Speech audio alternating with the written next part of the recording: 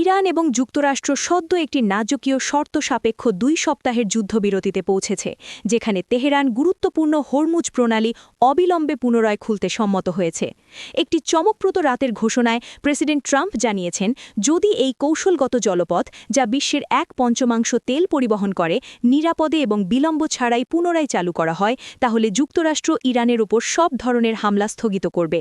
ইরানের পররাষ্ট্রমন্ত্রী প্রতিরক্ষামূলক কার্যক্রম বন্ধের বিষয়টি নিশ্চিত করেছেন এবং ইরানি বাহিনী নিরাপদ চলাচল নিশ্চিত করতে সমন্বয় করছে।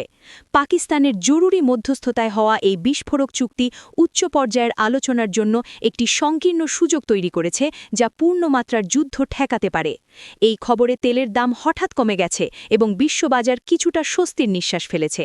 পৃথিবীর সবচেয়ে বিপজ্জনক উত্তেজনাপূর্ণ অঞ্চলের মধ্যে এটি এক সূক্ষ্ম আশার আলো, তবে উত্তেজনা এখনও তুঙ্গে। আগামী 14 দিনই সবকিছু নির্ধারণ করবে।